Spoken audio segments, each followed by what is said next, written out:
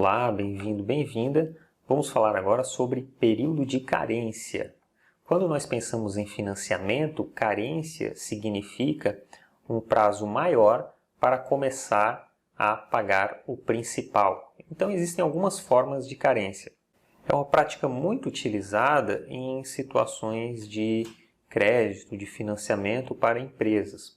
Vou imaginar a seguinte situação: eu produzo computadores e eu vou comprar máquinas aí que vão produzir, auxiliar na montagem desses computadores.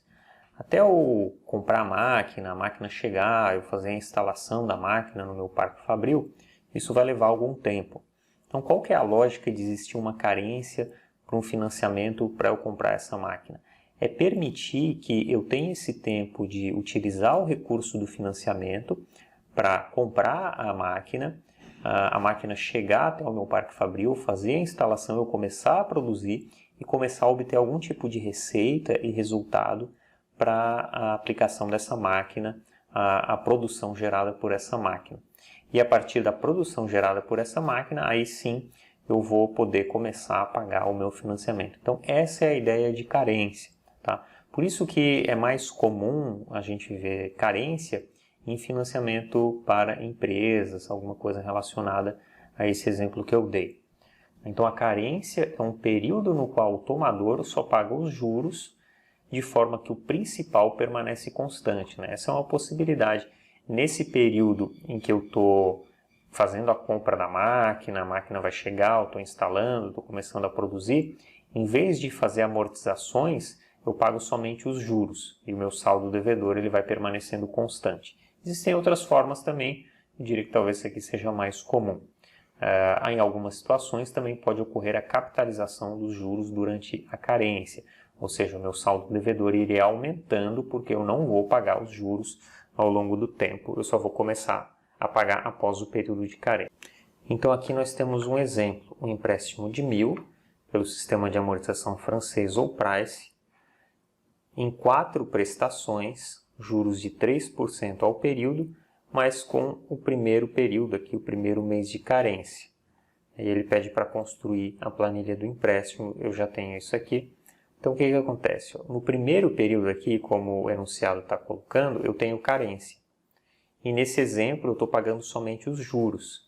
Então eu calculo os juros de 3% sobre o meu saldo devedor, e eu pago somente os juros aqui, eu estou colocando uma prestação somente de 30, não estou amortizando nada, o meu saldo devedor continua 1.000. No próximo período, aí sim eu começo a amortizar. E eu também faço o cálculo da prestação, então eu tenho um saldo devedor de 1.000, eu tenho aqui 4 prestações que eu vou pagar, e notem que ele diz aqui um mês de carência, né? Então o total do meu financiamento aqui são 5 prestações, né? A primeira é de carência e depois eu amortizo em 4 prestações, como ele está falando. Por isso que eu estou fazendo dessa forma. Então calculei a prestação como uma série de pagamentos uniforme, como a gente já viu. E aí eu vou realizando o mesmo procedimento que a gente já viu aqui. Lembrando que lá no final o meu saldo devedor tem que ser 0. Então esse é um exemplo de carência com o pagamento somente dos juros. Como eu comentei anteriormente, a gente pode ter uma situação em que os juros também é capitalizado.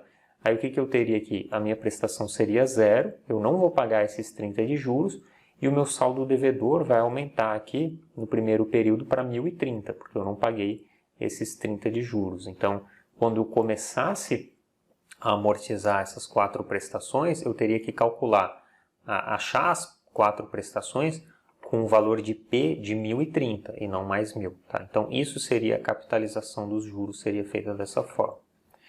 Ficamos por aqui nessa aula, eu desejo bons estudos para você e até a próxima aula. Tchau!